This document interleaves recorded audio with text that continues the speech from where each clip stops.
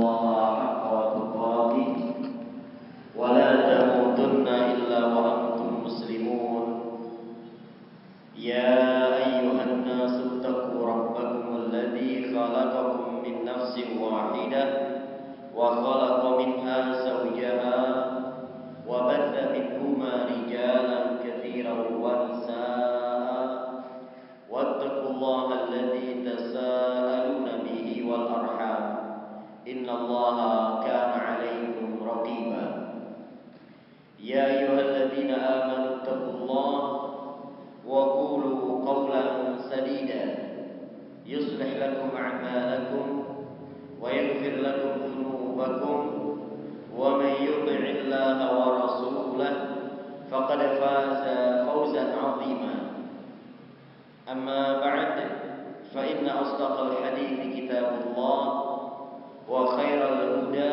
هدى محمد صلى الله عليه وسلم وشر الأمور محدثاتها فإن كل محدثة بدعة وكل بدعة ضلالة وكل ضلالة في النار أعاذنا الله وإياكم من النار. Ikhwan fillah, hafizakumullah. Seperti biasanya kita di pekan pertama dari setiap bulannya membahas kitab Al-Mulakhas fi Syarhi Kitab Tauhid, yang artinya kurang lebih ringkasan terhadap syarah Kitab Tauhid. Syarah artinya penjelasan, ringkasan untuk penjelasan Kitab Tauhid.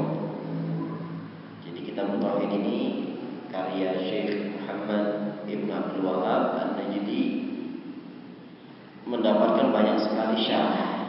Ada Fathul Majid, ada Taisir Al-Azizil Hamid, ada I'anatul Mustafid, ada Al-Jadid. Banyak sekali syarah terhadap Kitab Tauhid.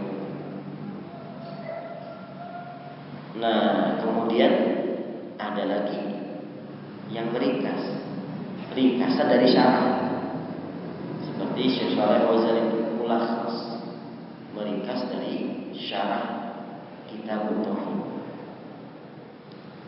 Ini semua menunjukkan sangat pentingnya ilmu dan bahwasanya tulisan beliau ini Allah Ta'ala berikan qabul di tengah-tengah masyarakat. Allah jadikan manusia itu mau menerima. Yang demikian itu dikarenakan beliau menyampaikan firman Allah, hadis Nabi, dan athar-athar. Jadi pada hakikatnya isi Kitab Tauhid adalah menyampaikan ayat, menyampaikan hadis, menyampaikan ucapan salaf dan para ulama. Sedikit ucapan dari beliau. Nah, jadi sesuatu yang memang pada asalnya perkara-perkara yang sudah memang sumbernya dalam Islam, Al-Quran sumbernya, hadis sumbernya. Baik. Bahkan sebagian orang ada yang menganggapnya seperti Sahih Bukhari, mirip dengan Sahih Bukhari dari sisi bab, menyampaikan bab, kemudian menyampaikan dalil-dalil yang sesuai dengan bab tersebut. Nah, ini kelebihan dari Kitab Tauhid, dan yang jelas Kitab Tauhid itu membahas masalah tauhid. Pembahasannya juga bukan pembahasan sederhana, pembahasan yang terkait dengan Allah Subhanahu wa Ta'ala. Kadang suatu masalah itu menjadi besar urusannya karena isinya. Nah, coba kita perhatikan ayat tentang utang, ayat penting dalam surat Al-Baqarah. Ya ayyuhalladzina amanu idza tadayantum bidainin ila ajalin musamma faktubu, ila akhir ayat. Wahai orang beriman, apabila kalian berhutang sampai waktu tertentu bayarnya, maka tulislah. Ini ayat paling panjang dalam Al-Quran, bukan dalam surat Al-Baqarah, dalam Al-Quran. Kalau di mushaf itu satu halaman penuh, satu ayat. Tapi ayat yang paling penting, ayat yang paling utama adalah ayat kursi, bukan ayat ini.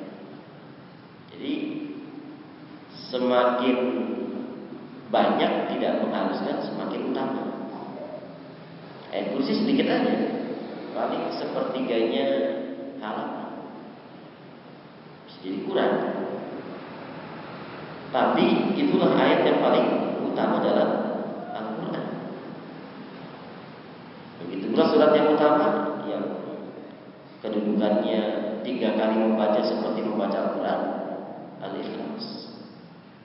Nah, apa rahasianya kok ayat yang panjang, surat yang panjang seperti Al-Baqarah kalah dengan Al-Ikhlas? Nah, kita baca Al-Baqarah 3 kali belum menyamai Al-Quran, tapi kalau baca Al-Ikhlas 3 kali dikatakan seperti membaca Al-Quran. Rahasianya adalah isinya. Ayatul Dain walaupun panjang, isinya masalah hutang.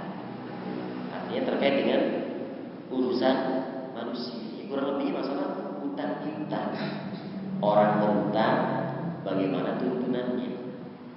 Tapi kalau ayat kursi, isinya tentang Allah. Allah itu Al-Hayyu, Allah itu Al-Qayyum. Nah, begitu pula surat Al-Ikhlas, walaupun pendek, isinya tentang Allah semuanya. Nah, sementara Al-Quran itu kalau mau di globalkan, terbagi menjadi 3. Kalau kita ringkas, intinya ada 3.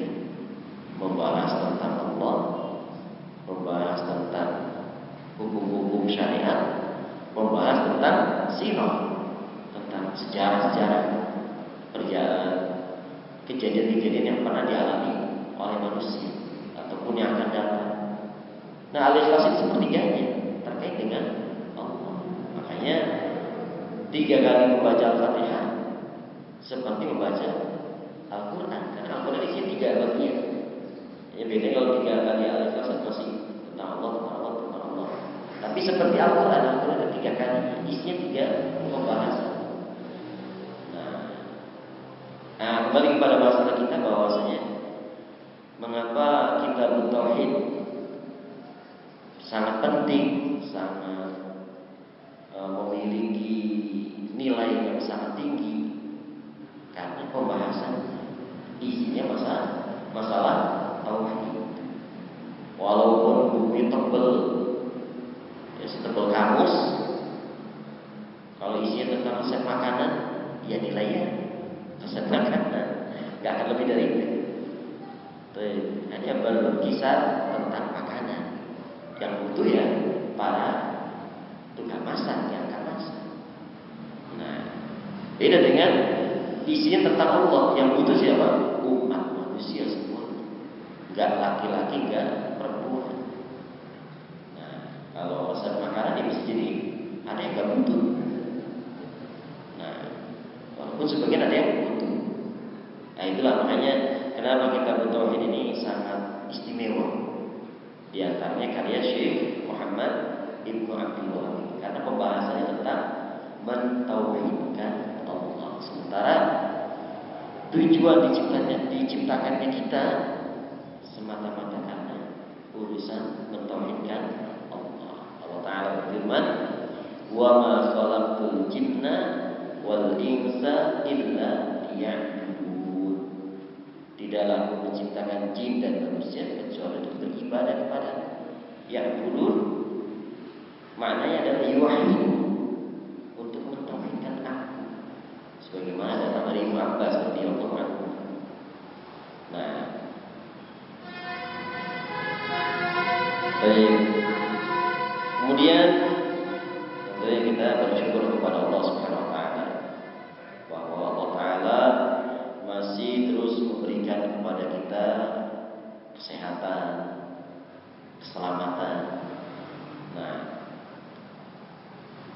kita masih bisa menjalani kehidupan ini dengan penuh ketentraman, kedamaian.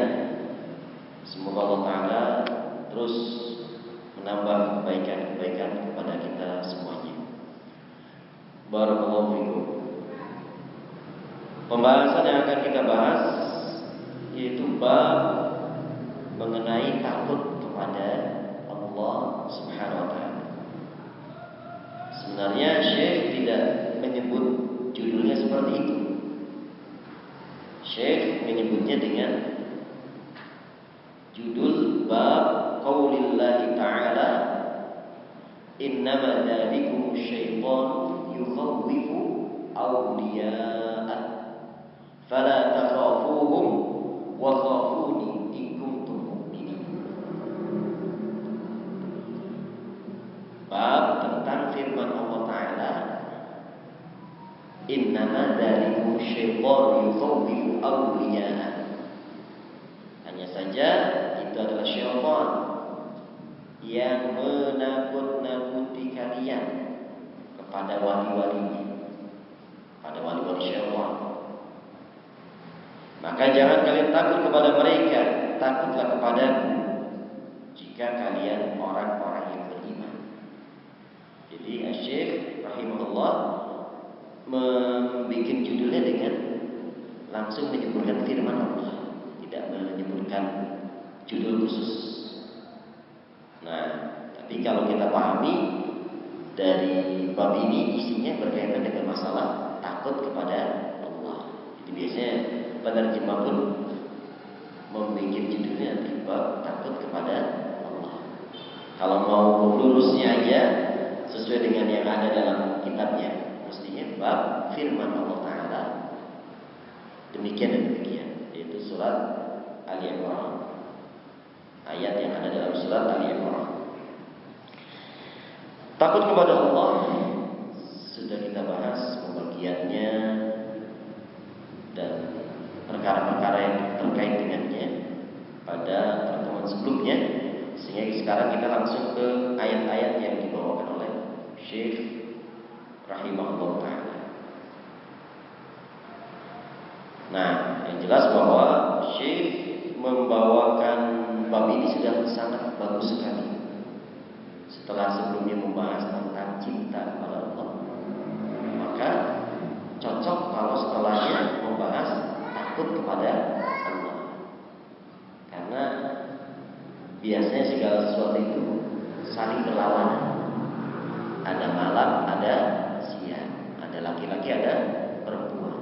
Nah, begitu pula kalau kita membahas cinta kepada Allah, berikutnya yang lebih tepat membahas takut kepada Allah Subhanahu wa Ta'ala. Nah, jadi susunan babnya ini sudah sangat bagus, sudah tepat. Tidak pembahasannya kesana kemari, melantur dan kesana kemari, tapi sesuai dengan urutan-urutan yang seharusnya. Nah, bab qaulillahi ta'ala, bab tentang firman Allah Ta'ala, innama dzalikum syaitanu yukhawwifu awliya'ah fala takhafuhum wa khafuni in kuntum mu'minin. Innama, hanya saja, itu adalah syaitan. Syaitan menakut-nakuti kalian kepada wali-walinya. Maka jangan kalian takut kepada mereka, takutlah kepadaku jika kalian orang yang beriman. Kata innama, inna ditambah ma. Jadi asal usul katanya inna plus ma, digabungkan kata. Bukan satu kata, ini dua kata. Inna tambah ma, digabung jadi satu. Innama, jadi menjadi satu kata. Nah, inna asalnya bermakna penguatan, sesungguhnya.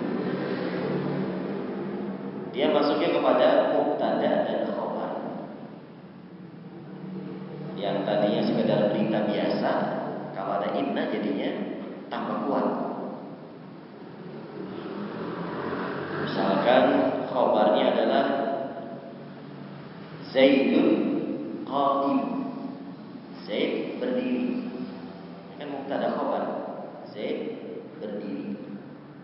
Ada pernyataan. Zaid berdiri. Kemudian masuk pada inna. Inna Zaidan qa'im.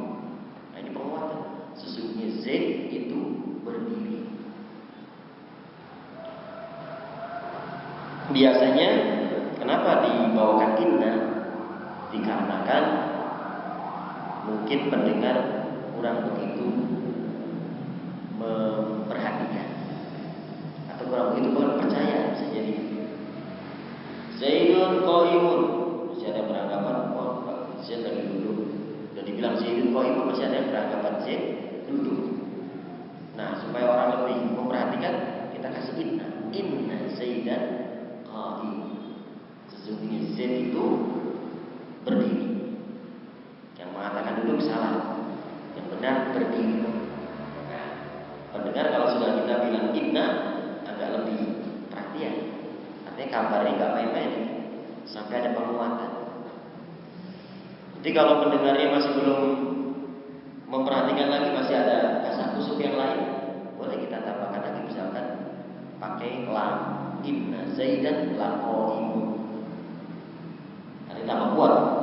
Atau misalkan sampai bersumpah sekali, wallahi inna Zaidan laqaimun.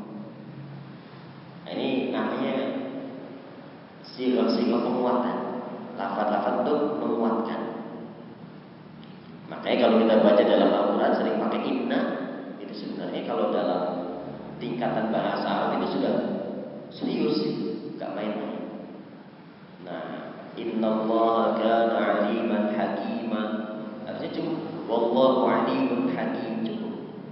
Tapi ini sampai innallaha, sesungguhnya. Nah, harusnya kalau kita mengerti bahasa ini sudah agak lebih perhatian. Cukup itu dari Al-Quran saja kita kan perlu memperhatikan, harus memperhatikan. Apalagi pakai inna, penguatan. Nah, itu inna. Kemudian digabung dengan ma, inna ma. Nah, ma itu disebut dengan kafah takuffu an amali inna. Dia ma yang mencukupkan atau menghilangkan amalan inna. Inna yang tadinya menasabkan isim merofakkan khobar. Inna Zaidan qaimun. Tadi kan Zaidun qaimun. Memasukkan inna jadi inna Zaidan qaimun. Kenapa Zaidan? Karena ada inna. Memasukkan ma, inna jadi gak beramalan lagi, berhenti amalan, hilang. Jadi kembali innama Zaidun qaimun, balik lagi. Seperti mubtada khobar lagi biasa. Tapi ada makna lain, yaitu al-hasr, pembatasan. Hanya saja Zaid itu berdiri.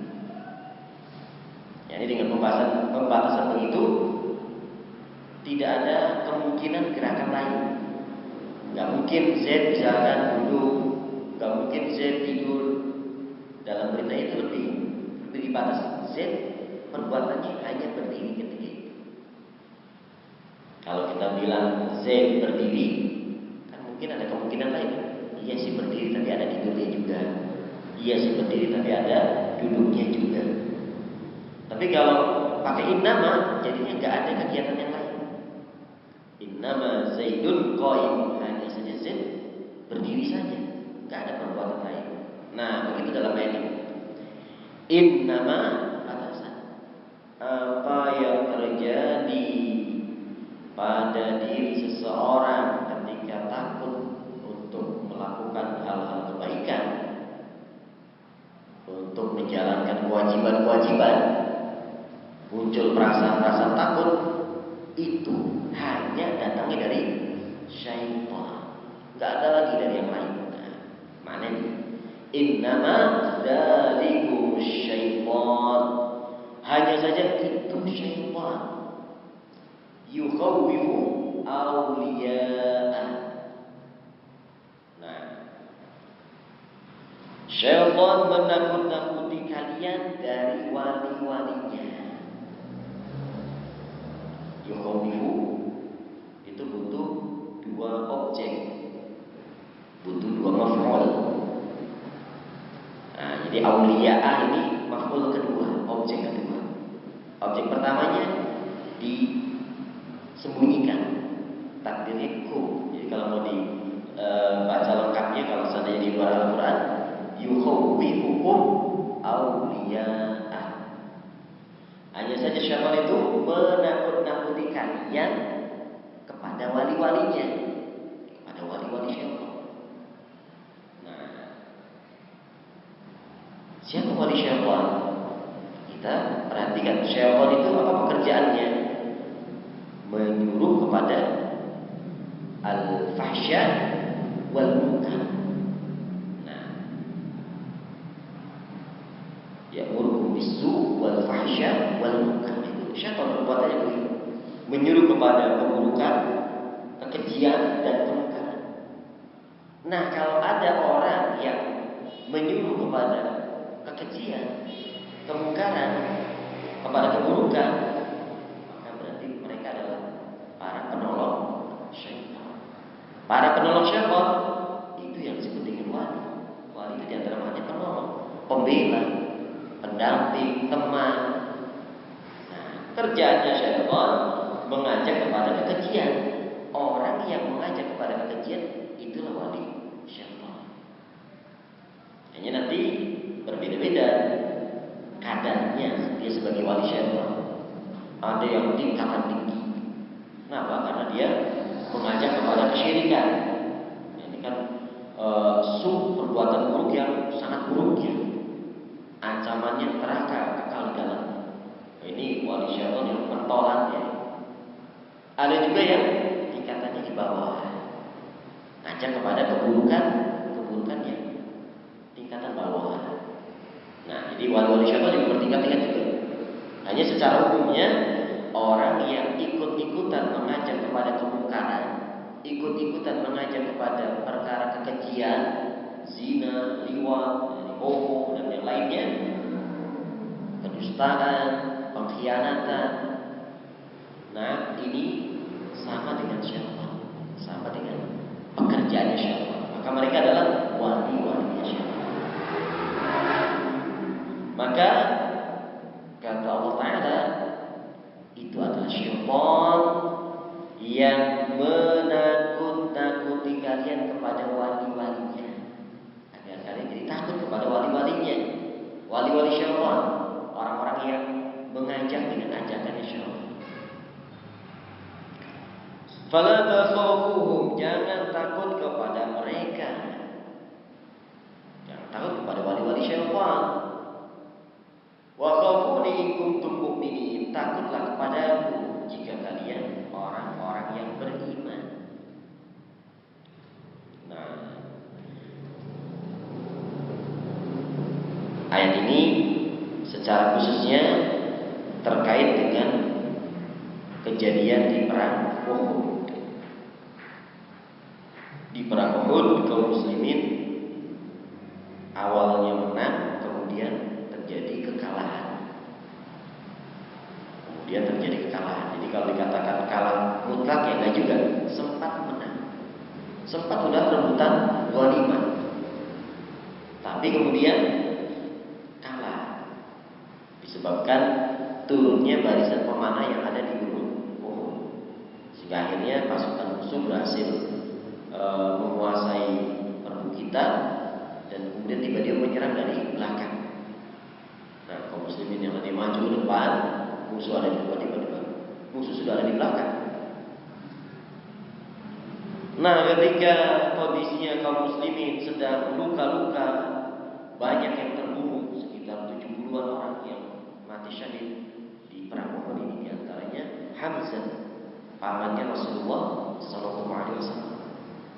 Ya, pamannya Rasulullah itu banyak, tapi yang menemui masa diutusnya Rasulullah ada 4, yaitu Hamzah, Abbas, Abu Lahab, Abu Thalib.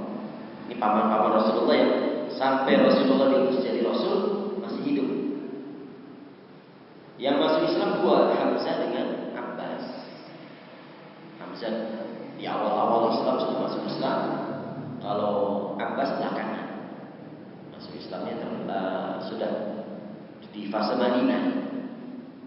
Nah, adapun Abu Thalib dengan Abu Lahab lebih memilih tetap berada di agama nenek moyangnya, agama kesyirikan. Abu Lahab dengan Abu Thalib terjadi beda karakter juga. Kalau Abu Thalib membela Rasulullah Sallallahu Alaihi Wasallam, walaupun tidak masuk Islam tapi membela Rasulullah.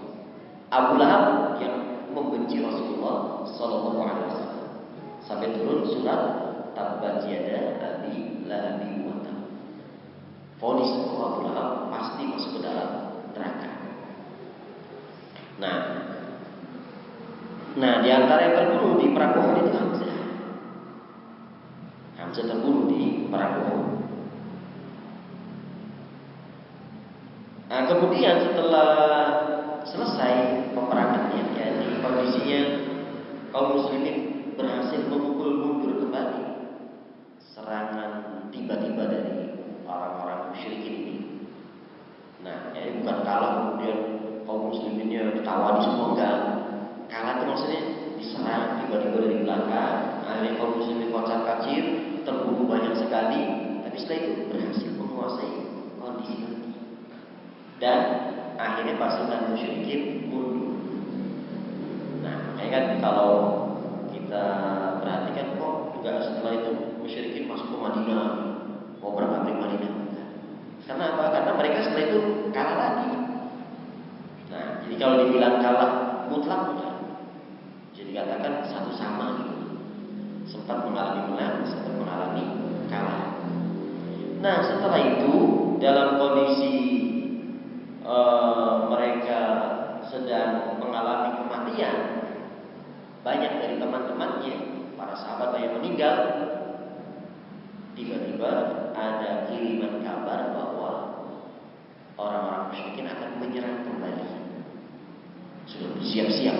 Mereka titip kabarnya kepada orang yang lewat dari kafilah, orang yang sedang safar, dititipi kabar. Lalu disampaikan kepada pasukan Rasulullah SAW. Tetapi ternyata jawaban dari Rasulullah dan para sahabatnya, hasbunallah wa ni'mal wakil. Cukuplah Allah sebagai yang mencukupi kami dan sebaik-baik yang memelihara kami. Dengan ucapan itu mereka bertambah imannya dan malah menyongsong, bukannya pulang ke Madinah, tapi bersiap-siap ke tempat yang sudah dijanjikan. Ditunggu ternyata mereka enggak datang. Nah, di sini juga menunjukkan kekalahan mereka, kekalahan orang-orang musyrikin dalam perang bukan perang beneran, ya, perang saling menjatuhkan mental. Mereka menjatuhkan mental kaum muslimin, menantang akan menyerang kembali. Kaum muslimin juga tidak kalah, malah menunggu. Ternyata mereka tidak datang. Nah,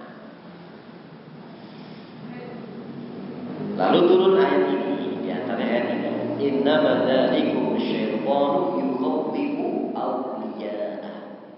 Kabar-kabar yang mereka berikan itu hanya saja syaitan yang menakut-nakuti kalian kepada wali-walinya.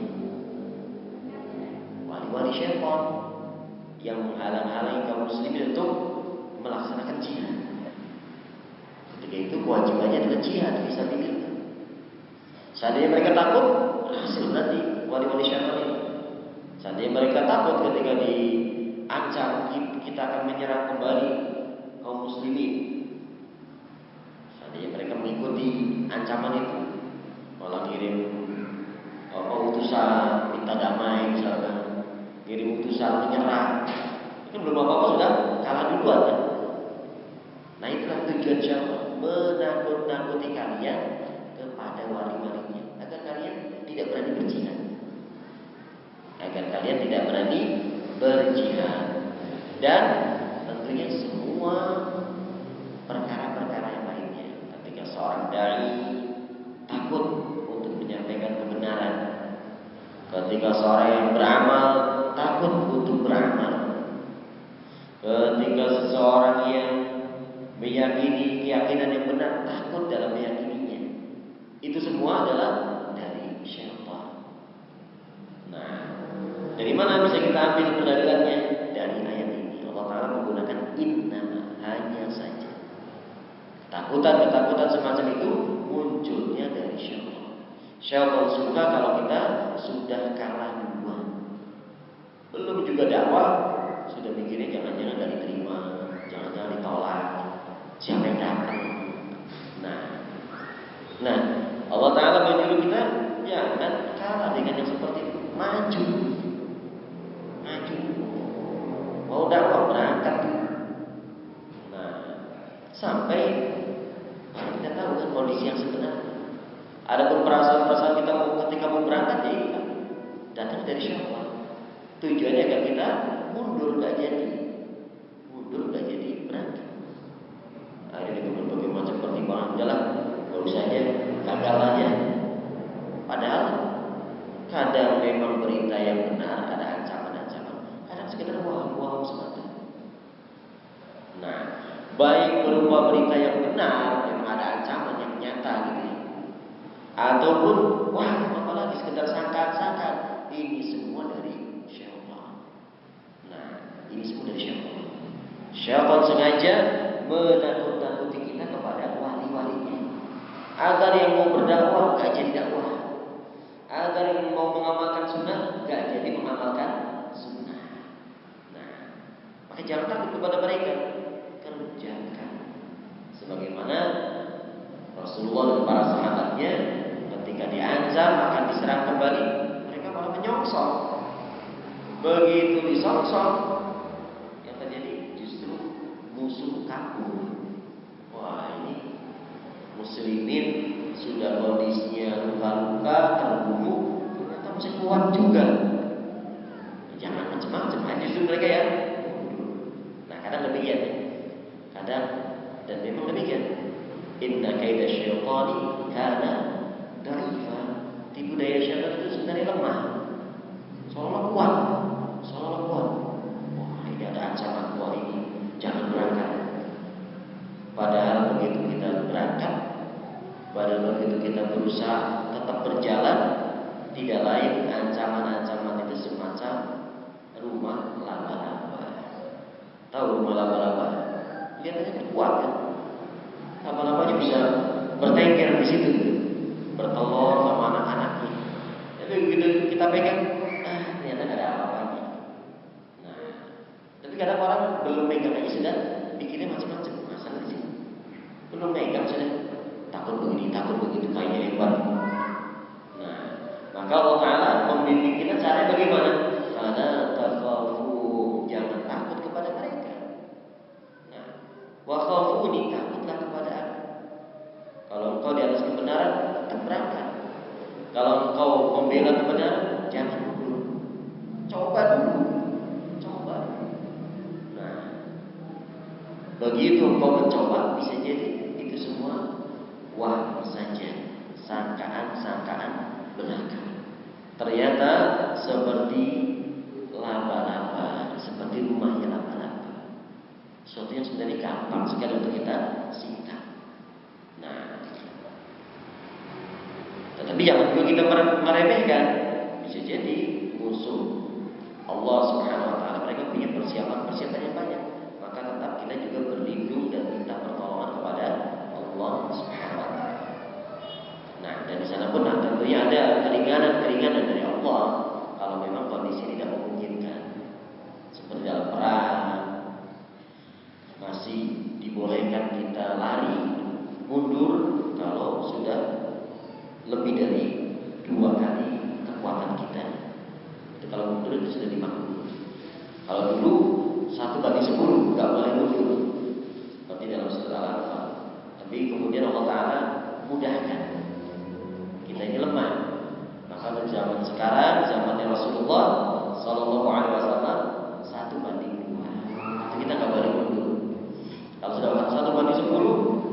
uzur itu sudah punya alasan, ada uzur untuk kita tidak bergerak maju. Artinya bukan berarti kita ayo maju terus, walaupun sudah pasti kalah juga, ayo maju terus. Nah, itu namanya tidak pakai perhitungan. Tetap harus ada perhitungan juga.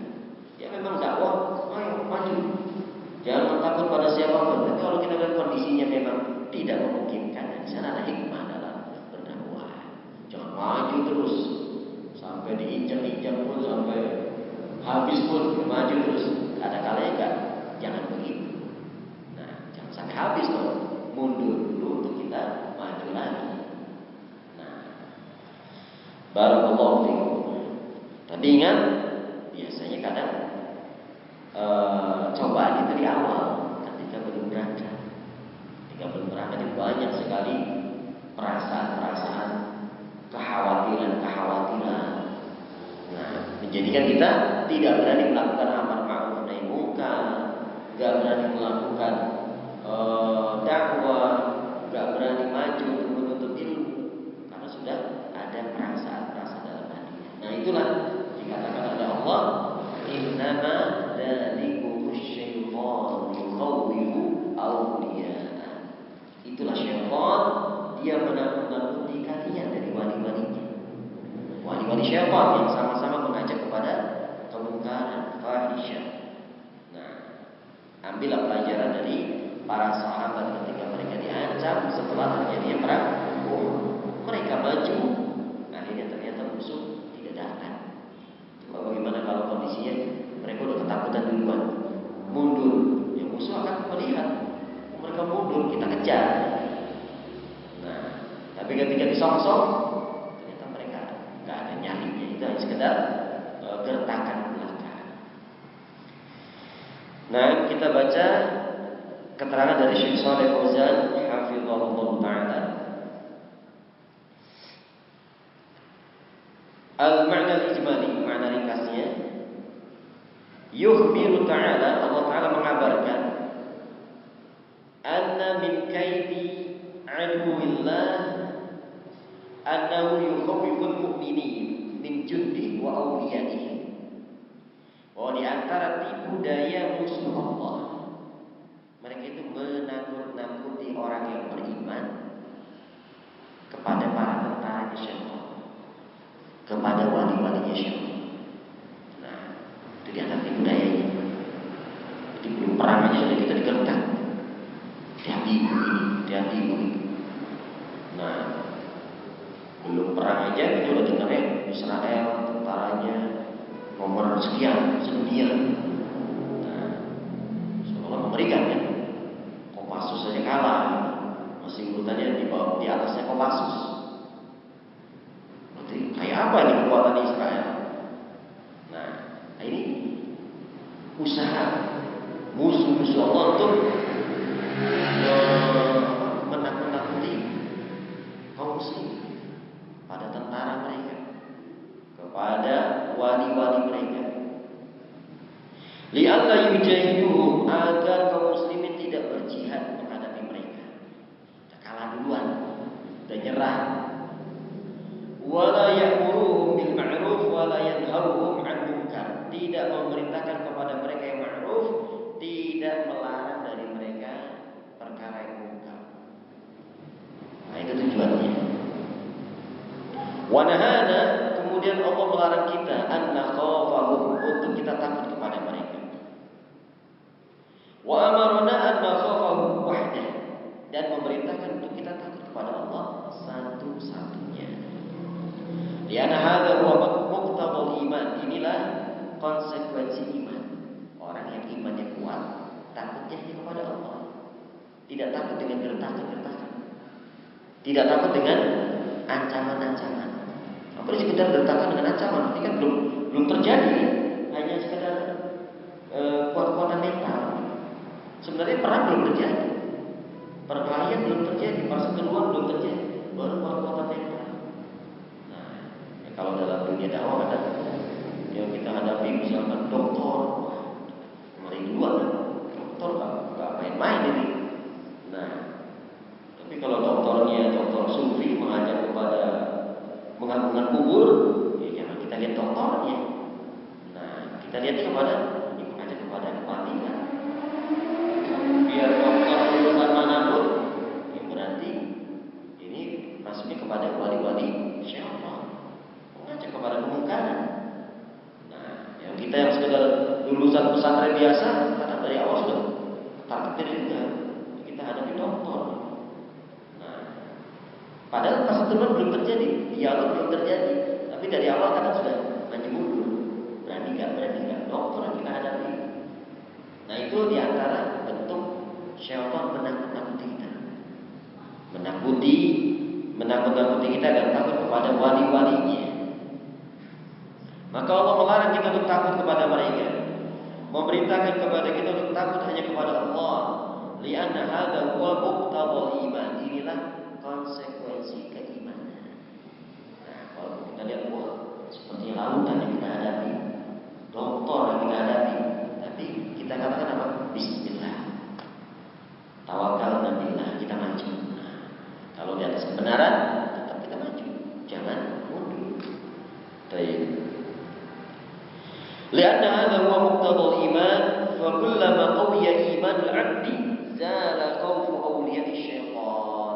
Tatkala iman seorang hamba menguat, hilanglah ketakutan dia kepada wali-wali syaitan min qalbi, dari hatinya.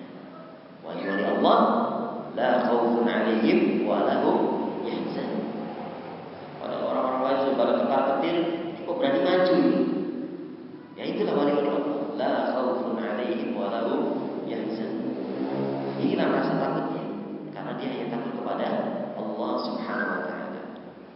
Wa kullama du'ufa imanuhu qawiya khawfuhu minhum. Ketika lemah imannya, menjadi kuat takut kepada wali-wali syaitan. Nah, maka kalau orang imannya lemah, kadang ada takut yang sifatnya waham juga. Gak ada sesuatu yang ditakuti sebenarnya, jadi takut sendiri. Baru ada suara lentong, udah ngumpet di kamar. Ada mungkin tikus lewat, gimana mau menghadapi pencuri yang datang? Kalau ada suara lentong aja deh, ngumpet pakai selimut. Nah, apa itu? Ini kadang ketakutan yang dari waham sendiri, dari sangkaan pribadi. Ini harus dihindari takut yang semacam ini. Takut yang tidak berdasar. Hanya pohon bergerak ada usaha sudah merintih. Apa ini? Nah, bisa jadi orang seperti ini lihat bayangan sendiri udah ketakutan. Apa ini?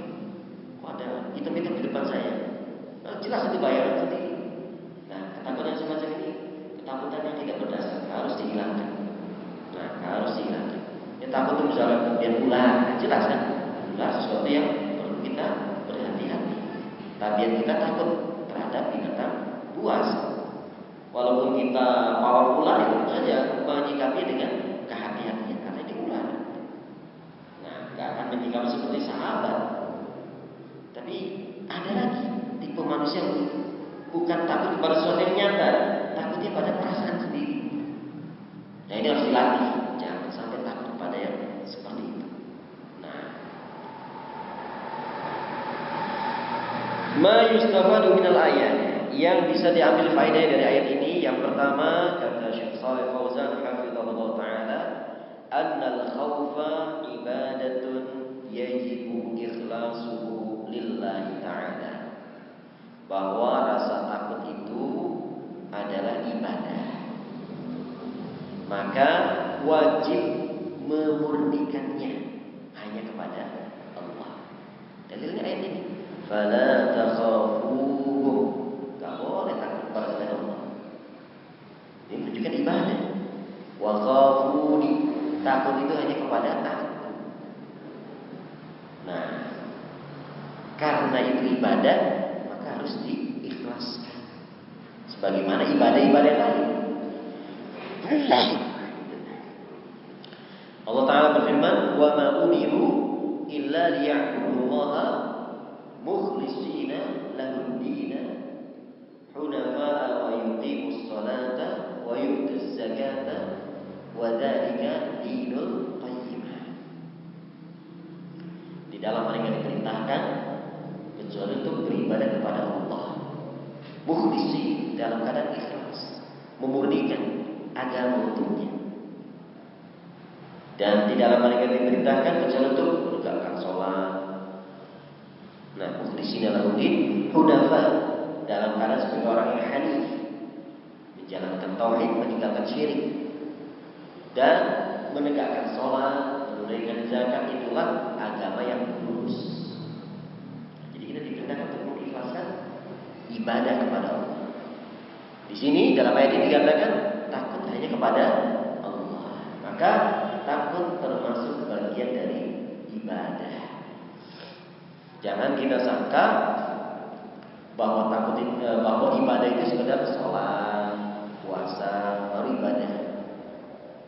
Kalau takut, ini bukan bagian dari ibadah, ini mah perasaan atau kejiwaan seseorang. Gak ada kaitannya dengan agama. Ini keliru. Begitu pula berharap, berdoa. Ini adalah sesuatu yang bagian dari ibadah. Jadi ibadah itu suatu kalimat yang luas sekali maknanya. Nah,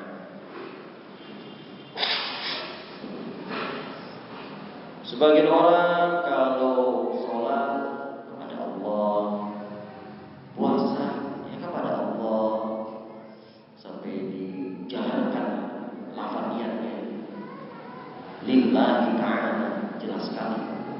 Padahal tidak datang dari Rasulullah melafatkannya, tapi dipertegas bahwa amalannya lillahi ta'ala. Tapi ketika anaknya sakit, datangnya kemana? Ke tempat-tempat keramat. Jadi anggapannya yang harus diikhlaskan kepada Allah itu ibadah, yaitu sholat, zakat. Kalau minta doa itu bukan ibadah. Ini keliru.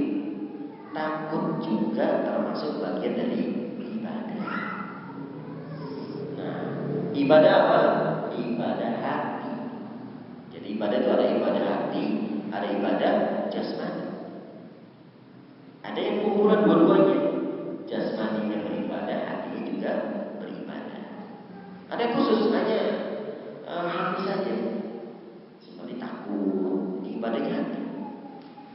Nah, orang sama orang yang satu takut kepada Allah, yang satu tidak takut kepada Allah. Maka takut ini ibadah. Walaupun orang yang sholat, walaupun orang yang puasa, walaupun orang yang haji, tapi takutnya bukan kepada Allah, bisa sampai dikatakan keluar dari keislaman.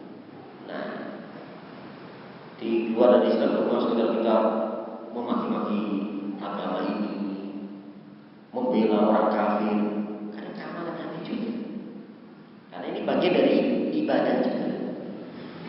Ini faedah yang pertama, takut termasuk ibadah. Karena termasuk ibadah, wajib mengikhlaskannya hanya kepada Allah. Murni takut kita hanya kepada Allah.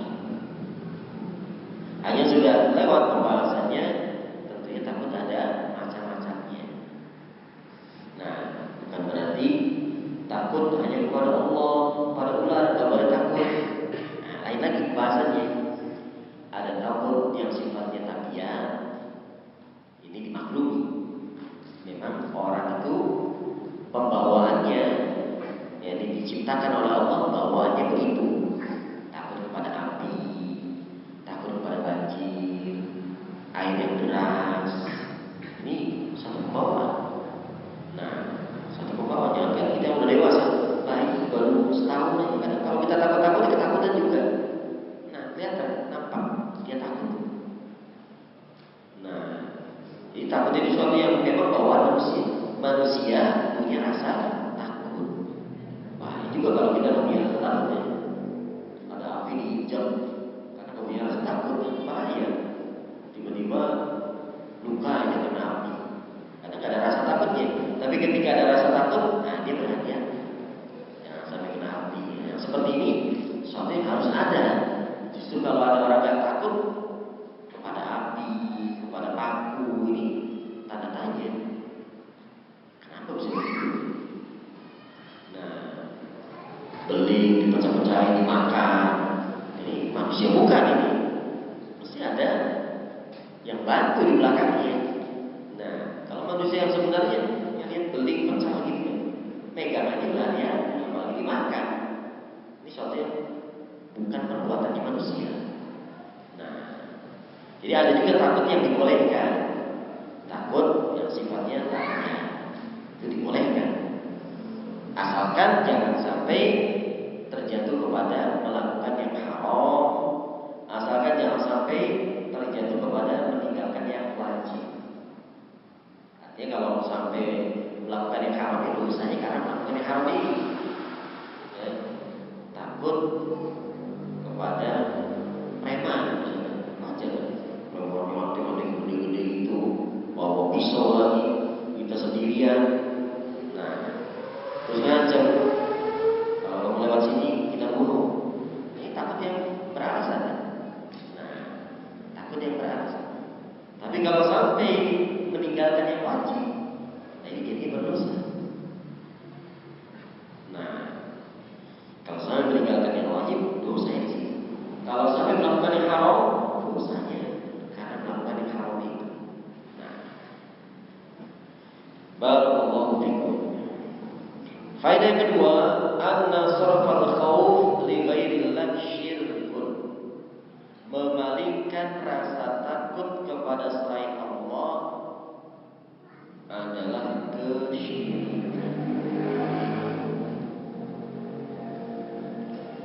Kan ya khaufa min ghairillah, seperti takut kepada selain Allah, min watan, dari sesembahan-sesembahan selain Allah, atau tauhid, atau takut kepada tauhid, an yusibahu bima yakrah, akan menimpakan kepada dirinya apa yang dia benci.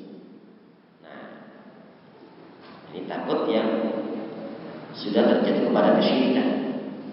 Takut kepada pohon keramat, jangan-jangan kualat. Nah, ini sudah takut yang bermakna syirik. Nah, takut kepada patung, katanya bikin kualat. Nah, ini takut yang bernilai syirik. Takut kepada penguasa laut kidul, selatan, ya. Kadang di antara kita masih ada sisa-sisa semacam itu. Berangkat ke Alam Mana itu udah mikir, wah, Nyi Roro Kidul, areanya Nyi Roro Kidul. Nah, ini perlu waspada. Kok bisa ada Nyi Roro Kidul di sana yang harus kita takuti? Nah, takut hanya kepada Allah. Laut utara milik Allah, laut selatan pun milik Allah. Allah sama. Nah, dan Nyi Roro Kidul sendiri pun dasarnya adalah legenda. Konon katanya dahulu kala dalilnya begitu. Padahal orang-orang Australia sana yang sama berbatasan dengan laut yang sama, keyakinannya beda lagi.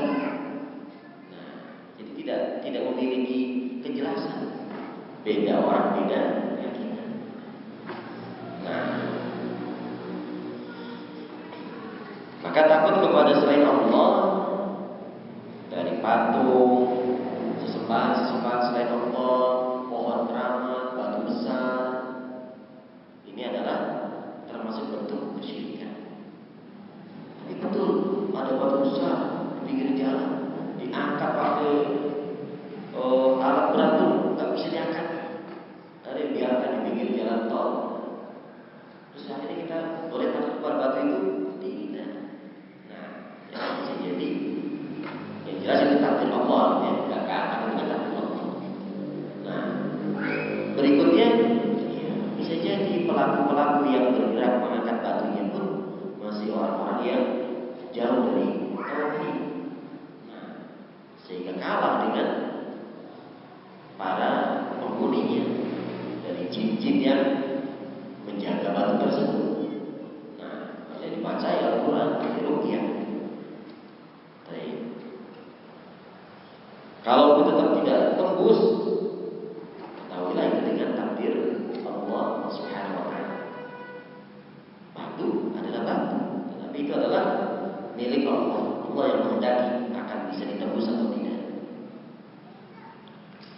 Faedah ketiga, at-tahdhir min kaidi syaitan. Peringatan untuk kita waspada dari tipu daya syaitan. Dalam ayat yang lain Allah Ta'ala mengatakan inna kaida syaitani kana dha'ifa. Sesungguhnya tipu daya syaitan itu lemah. Nah, akan menghadapi model gertakan-gertakan begini, ancaman-ancaman begini. Allah mengajari bagaimana jangan takut pada mereka. Takutlah kepada ini, bergeraklah, maju aja udah. Kalau masih ada ancaman-ancaman, jangan dipedulikan, maju. Nah, baru kalau misalkan kita menghadapi kenyataan yang memang sulit untuk kita hadapi, nah, syariat juga ada keringanan-keringanan. Jadi bukan berarti kita juga nanti majunya maju beringas gitu, gak ngerti apa-apa. Udah tahu mereka pakai senjata berat, kita ini gak bawa senjata apa-apa, maju ditembak mati, ini mati konyol. Nah, bukan masalah takut gak takutnya. Kalau mereka jelas ada hal-hal yang akan membahayakan kita, sementara kita juga gak ada senjata yang bisa melawannya, Islam juga mengajari kita untuk berlindung. Nah, Rasulullah pernah mengatakan apa?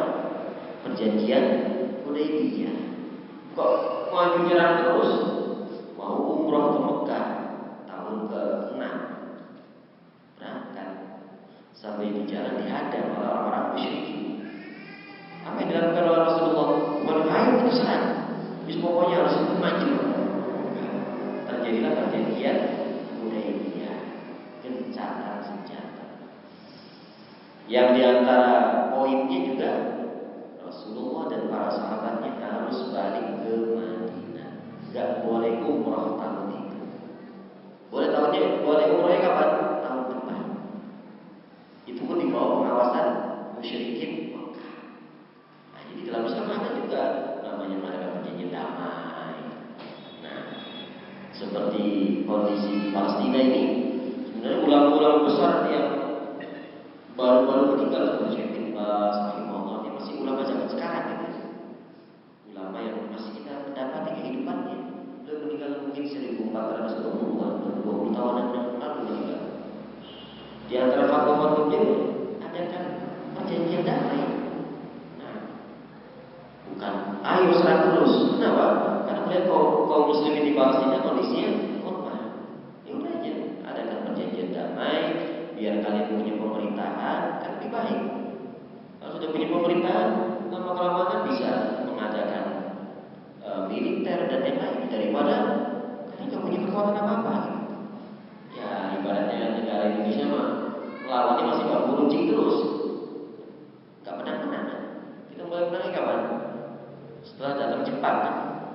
Zaman dulu gak menang-menang. Secara senjata, secara kekuatan memang belum ada. Nah, para ulama sudah memberikan fatwa, ikuti perjanjian damai. Itu lebih baik daripada kalian tidak punya kekuatan apa-apa. Tapi, ya pada Allah masyaallah, sebagian di sana ada orang-orang yang lebih mengedepankan emosinya. Nah, ini yang terjadi seperti Israel di 1 balasannya yang mati meninggal 10-20 orang ini. Yang terjadi kalau kita lihat secara umumnya, muslimnya kasihan banget, seorang gak punya nilai. Yahudi mati 1, berarti kaum muslimin siap-siap mati 100. Harusnya kaum muslimin lebih mulia, tapi yang terjadi seperti itu. Dan yang sekarang terjadi, ya, 7 Oktober mereka menyerang, mati berapa balik? 1.500-an. Kaum muslimin sudah berapa yang meninggal? 40 ribuan. Nah, kalau kita lihat ini kan menunjukkan kelemahan banget di sisi kaum muslimin. Nah, seandainya mereka mau mengikuti fatwa para ulama, dan perjanjian damai lebih baik. Gak ada yang meninggal. Bukannya kita gak berani, syariat juga ada kemudahan-kemudahan. Nah, jadi bukan berarti jangan takut, biar sendirian gak bawa senjata, maju terus, ditembak juga siap. Nah, itu kan namanya mati konyol. Kita harus ada ilmu juga dalam berperang. Harus ada Kalau memang saatnya tidak harus maju, jangan maju. Cuma yang ini berkaitan dengan apa? Kalau masih sekedar ancaman-ancaman, jangan berhenti di situ, bergerak. Nah, kayaknya ditolak sama pengurus masjid. Baru kayaknya jangan mundur, coba datang. Kalau sudah tatap muka, bisa jadi orang kan luluh hatinya. Oh, datang ternyata Masya Allah, berjenggot, pakai jubah, pakai itu orang. Masa kita tolak? Akhirnya malah bersahabat dengan kita. Coba kalau kita dari awal sudah tidak berani, akhirnya tidak terjadi.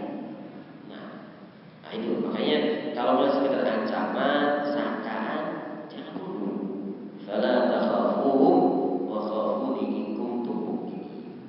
Nah, kemudian ayat berikutnya Allah Ta'ala berfirman,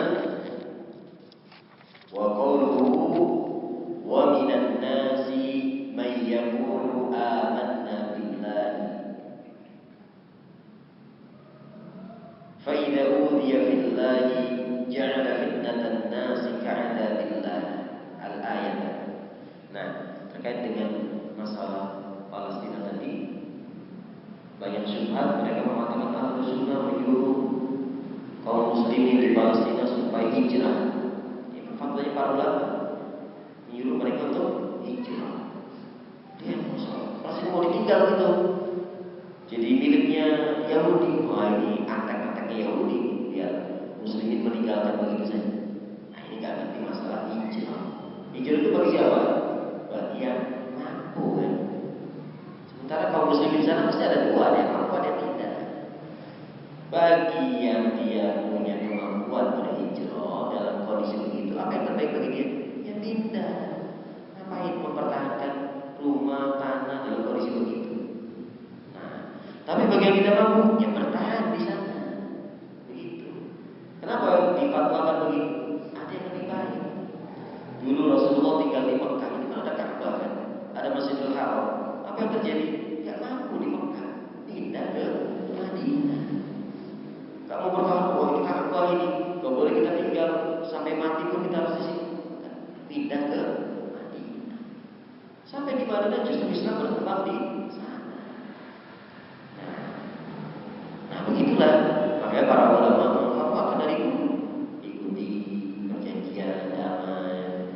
Kalau yang mampu hijrah saja, bukan berarti gembosi kaum muslimin di sana biar Palestina kosong dari kaum muslimin. Ini gambaran yang terlalu ekstrim. Nah, yang bisa hijrah satu dua, sebagiannya tentu tetap akan bertahan di sana. Nah ini yang terus tak berjuang. Yang bisa hijrah berjuang dari luar, terus membela negerinya. Bisa dari luar, nggak harus berada di negerinya, karena kondisi dalam keadaan seperti itu. Barakallahu fikum. Tapi yang terjadi semua dengan kehendak Allah Ta'ala. Tentunya Allah Ta'ala menginginkan di antara mereka ada yang mati syahid. Nah, meninggal banyak seperti ini jelas-jelas ini menunjukkan rahmat dari Allah sebenarnya. Allah menginginkan di antara kaum muslimin ada yang masuk surga. Jalannya gimana? Ada yang mati dalam kondisi terbunuh, terbunuh. Nah, dalam kondisi perang. Kalau nggak ada seperti itu, ya nggak ada yang mati syahid masuk surga nanti.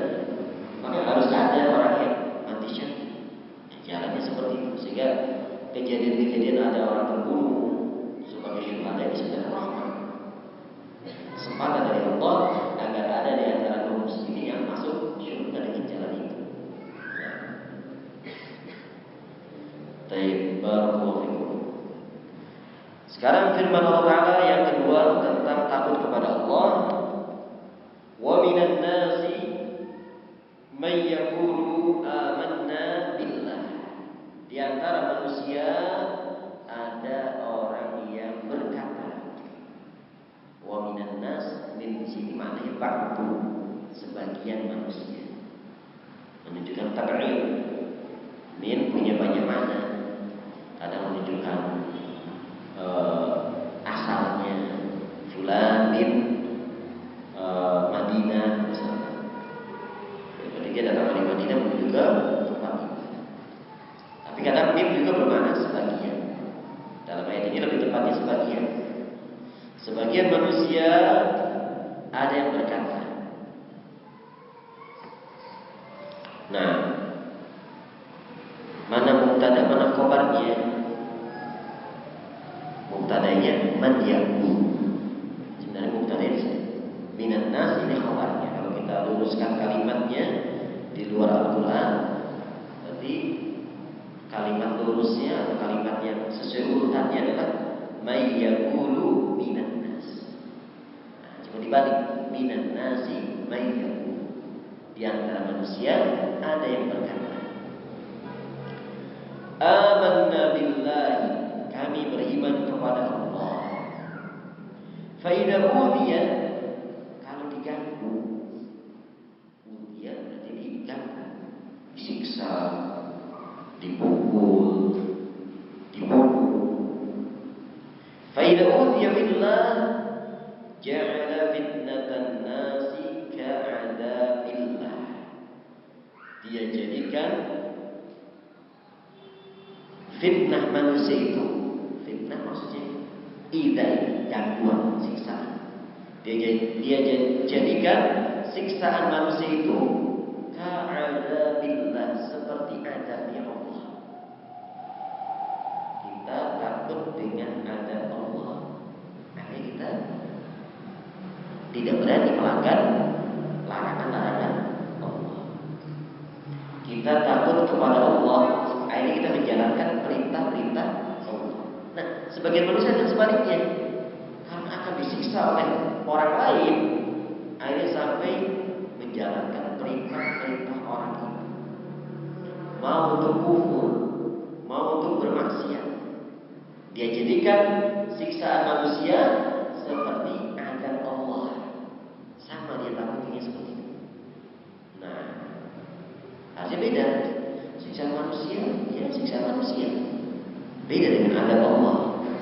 Walaupun kita disiksa, tetap bersabar. Jangan sampai lepas iman itu. Jangan sampai menjadi orang kafir gara-gara siksa Allah, gara-gara siksa manusia. Kalau sampai kafir, sama saja menjadikan siksaan manusia kedudukannya seperti siksaan Allah. Nah, tapi sebagian manusia demikian kondisinya. Yakni yang dimaksud kata Syekh Shalih Fauzan, may yaqulu amanna billah, di antara manusia yang berkata amanna billah, ay yad'i imana bilisani, mengaku-ngaku iman dengan lisannya saja. Sebagai manusia di sini maksudnya orang-orang munafik. Orang munafik berkata begitu. Nah, atau orang yang masih betul-betul lemah imannya. Betul-betul imannya lemah. Imannya itu di pinggiran. Ibaratnya di meja itu di pinggir di sini. Ada goncang dikit jatuh. Imannya begitu. Harusnya iman itu di tengah. Goncang tetap aja di sini. Ini imannya masih pinggiran. Alat tolong. Ada gerakan dikit langsung sudah berubah. Nah, sebagian manusia begitu. Ketika dia kaya, bisa sholat jamaah, pakai jubah, pakai baju koko, pakai peci, agamis. Begitu jatuh miskin, langsung berubah total. Ya, bukan orang beragama lagi ini. Gara-gara Indomie pun bisa berubah status agamanya. Nah, ini orang-orang yang imannya masih di pinggiran. Nah, itu kondisi sebagian manusia demikian.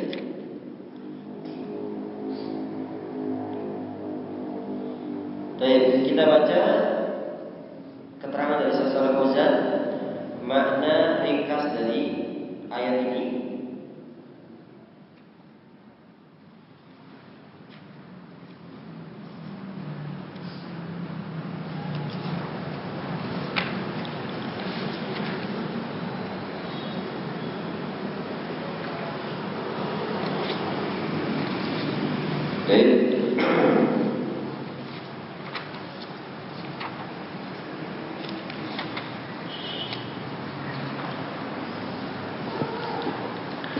Qala Syekh Shalih Fauzan hafizahullah taala,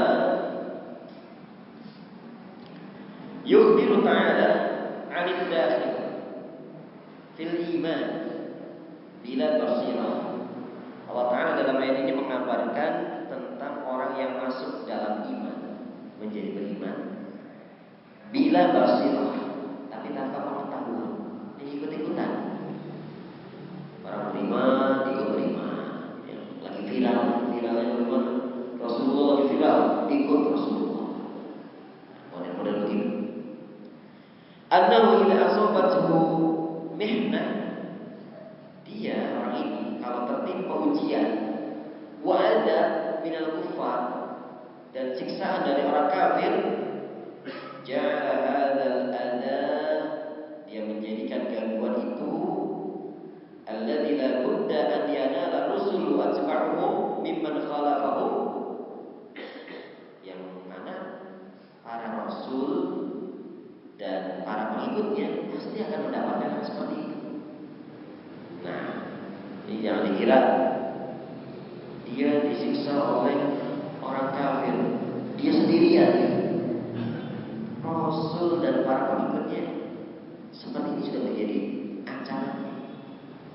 Nah, kita lihat Rasulullah SAW sampai pindah dari Mekah. Coba dibesar. Nah, coba dibesar. Terusir, kondisi bukan pindah, terusir. Rumahnya disita. Nah, hijrah itu begitu kondisi. Bukan hijrah jadi punya rumah dua di Madinah aja, di Mekah aja, kayak punya villa, kayak main ke Mekah bisa, bukan begitu. Pindah ke Madinah, rumah di Mekah ambil sama orang-orang musyrik. Dan lebih parah lagi, kalau ketemu di jalan, bisa dihabisi di jalan. Nah, jadi untung-untungan berangkat, kalau nggak meninggal di jalan, minimalnya rumahnya disita. Siap mati di jalan. Jadi orang hijrah di zaman itu luar biasa pengorbanannya. Nah, itulah Rasulullah Sallallahu Alaihi Wasallam.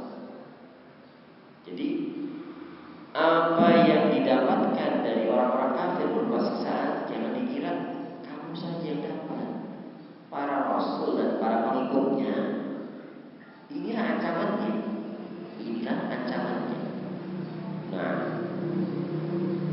ja'ala dzalika fi firarihi minhu wa tarkihi as-sabab alladhi nalahu min ajlihi ka'adzabillah. Orang ini akhirnya menjadikan dia lari dari agama, dia meninggalkan. Sebabnya adalah karena dia mendapatkan siksaan dari manusia. Lalu dia dijadikan seperti adab Allah alladzi farra minhu al-mu'minun, yang mana orang beriman lari dari adab Allah. Kalau ini lari dari adab manusia. Fa farra min alami adabi a'da'illah fi tarkihi dinahu ila adabillah. Orang ini berarti lari dari siksaan Allah, lari dari siksaan musuh Allah dari manusia dengan meninggalkan agama menuju azab Allah. Perumpamannya di kalangan Arab, fastajara minar rabba binnar, berlindung dari panasnya pasir pada pasir dengan api. Pasir pada pasir itu panas ya. Kalau siang hari megang pasir panas luar biasa. Supaya tidak panas, malah pegang api. Kenapa? Panas. Kalau dalam bahasa kita perumpamannya apa? Lari dari mulut singa masuk ke lubang, masuk ke mulut buaya. Apa terbalik? Selamat dari mulut buaya, masuk dimakan singa. Kalau begitu. Nah, kalau perumpamaan kita, jadi sebenarnya sama gitu. Lari dari siksaan manusia malah terjadi pada yang lebih besar. Malah terjadi pada yang lebih besar, yaitu adab Allah Subhanahu wa taala. Perumpamannya orang Arab menghindari panasnya pasir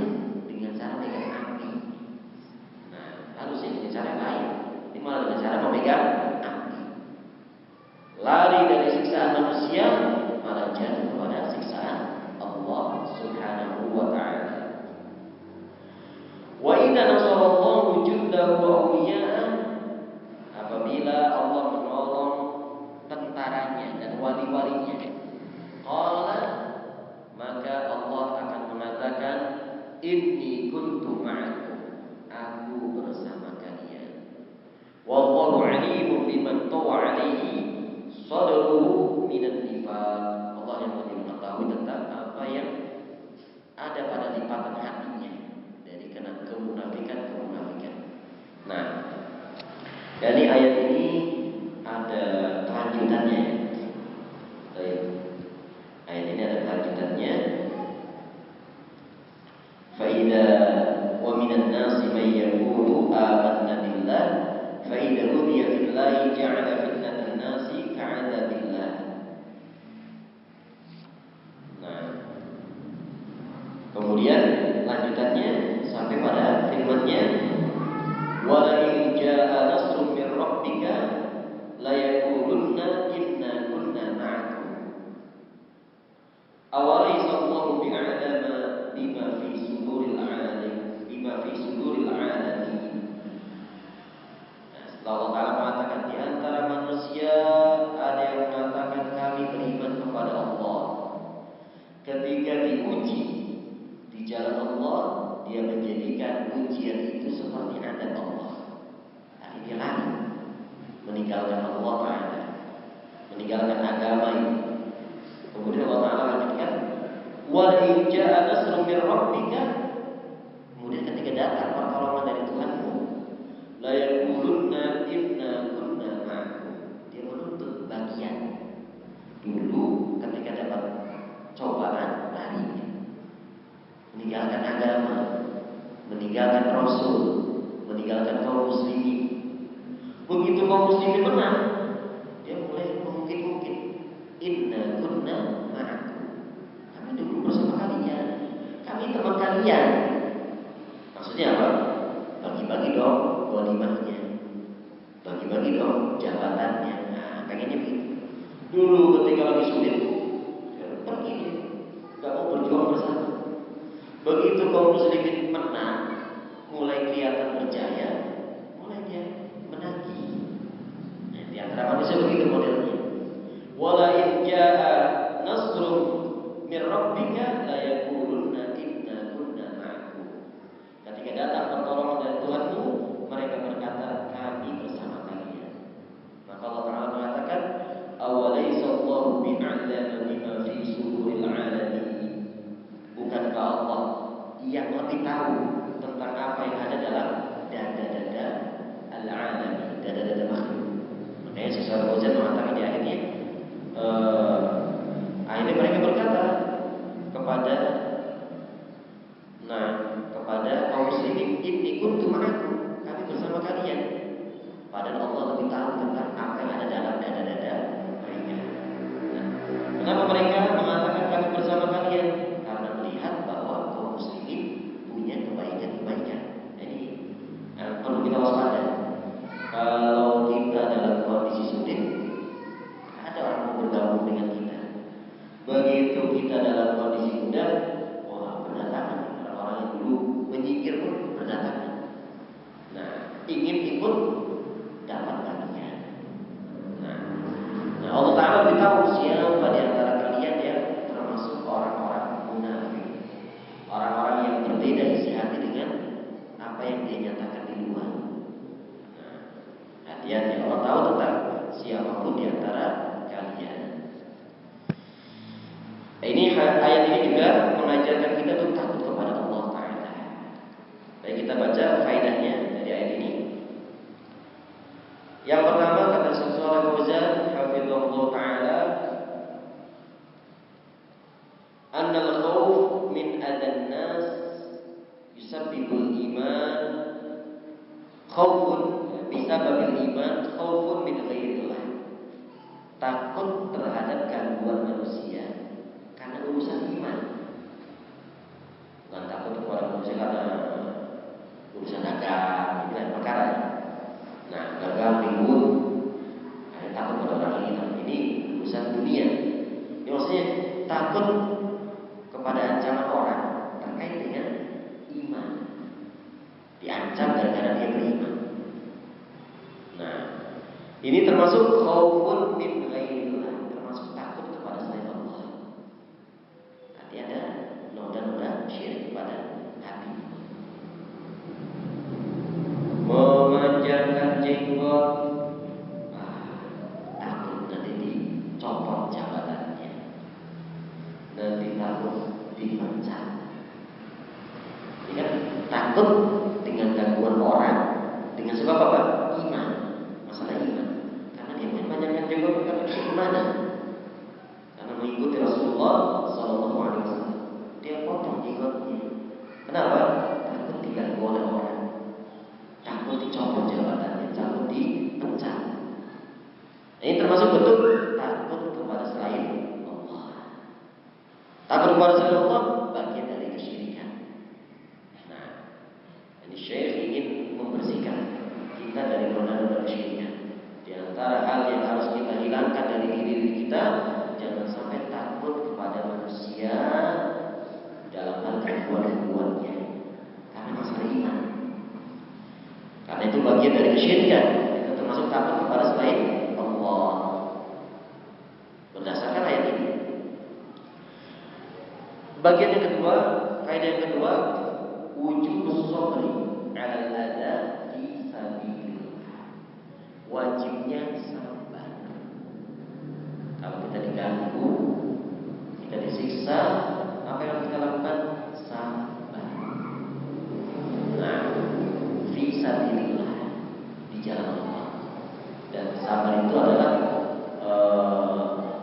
nasihat yang paling penting. Bagaimanapun, kalau dinasihati dengan sabar cocok semua. Ya. Anggota keluarga kita merengek-merengek, kita beli ini beli itu, kita bilang apa? Sabar, cocok. Nah, teman kita marah-marah kepada kita, sabar. Jadi kalau bisa sabar itu sudah menguasai berbagai hal. Nah, termasuk dalam menghadapi hukuman manusia, menghadapi hukuman manusia karena keimanan. Sabar. Sampai dipecat, ya sabar. Wa may yattaqillaha yaj'al lahu makhraja. Siapa yang bertakwa kepada Allah, Allah akan jadikan jalan keluar. Kalau dipecat, bisa jadi akan diberikan jalan yang lain. Nah, jangan gara-gara kamu dipecat, jenggot potong ya potong. Gak boleh sholat jamaah, gak sholat jamaah. Nah, ini yang menjadikan hukuman manusia seperti hukuman Allah. Orang takut kepada hukuman Allah, akhirnya menjalankan perintah menjauhi larangan. Jadi sama, menjalankan perintah orang ini dan menjauhi larangan orang itu sampai kufur. Nah, ini termasuk bentuk takut kepada selain Allah. Yang harus kita lakukan sabar. Nah, kondisi yang harus kita lakukan ketika itu bersabar. Nah, jangan kemudian kita melanggar hukum Allah. Yang kedua, dana'atu hikmatil munafiqin, rendahnya tekadnya orang munafik. Orang munafik di antara cirinya rendah tekadnya. Sulit dikit kabur, sulit dikit lari dari perjuangan. Tapi buruknya gimana? Begitu perjuangan berhasil, datang lagi ngaku-ngaku kita di golongan kalian. Nah, ini sulitnya menghadapi mereka begitu. Kalau orang kafir beneran kan, iya memang musuhannya. Kalau musuhnya menang, dia nggak akan mendekat. Memang musuh, jadi jelas siapa mereka. Kalau orang munafik begitu kita menang, mendekat. Nah, yang terakhir penetapan tentang